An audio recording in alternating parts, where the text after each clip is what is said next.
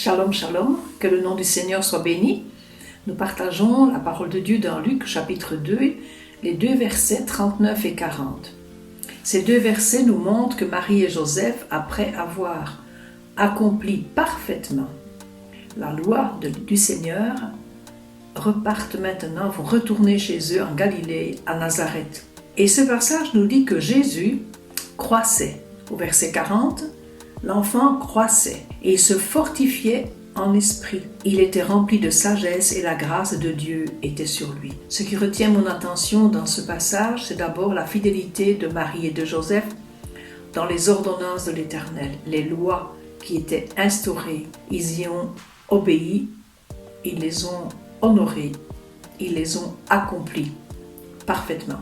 Ils rentrent chez eux, à Nazareth. Jésus, la Bible nous dit, Jésus croissait. Jésus, ça veut dire grandissait. Jésus se fortifiait.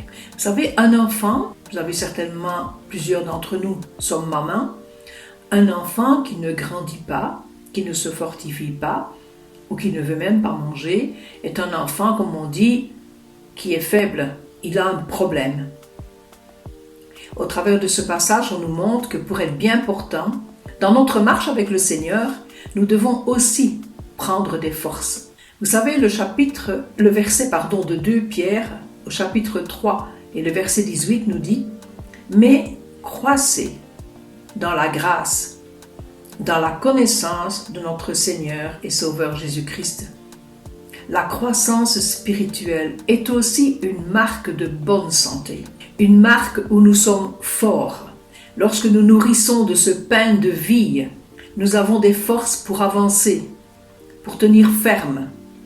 Et dans les forces que le Seigneur nous accorde pour tenir ferme, la parole de Dieu nous dit que Jésus se fortifiait en esprit. Une fois encore, le Saint-Esprit est à l'œuvre.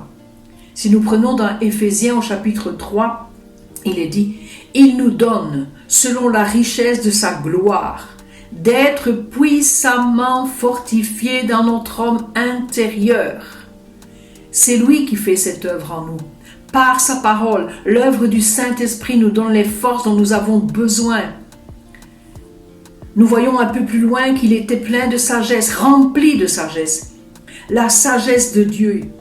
La crainte de Dieu est le commencement de la sagesse. Et Jacques nous dira que celui qui manque de sagesse la demande à Dieu qu'il donne libéralement, bien au-delà de ce que nous pouvons demander. Il n'a pas de frein ni de limite. Et la grâce de Dieu était sur lui. La grâce de Dieu, dans certains passages, il est mis la faveur de Dieu. La grâce de Dieu, c'est un don que Dieu donne. C'est une faveur, effectivement. La Bible nous dit que sur ce Jean-Baptiste, la main du Seigneur était sur lui. Mais sur Jésus, on nous dit que c'est une faveur de Dieu, la grâce de Dieu. Ça veut dire une bénédiction imméritée. Et pour nous, il en est de même. Jacques 1, verset 17 nous dit « Tout don parfait et tout don excellent descend du Père des Lumières, chez lequel il n'y a pas l'ombre de variation. Alors, entretenons notre santé spirituelle. Que Dieu soit béni.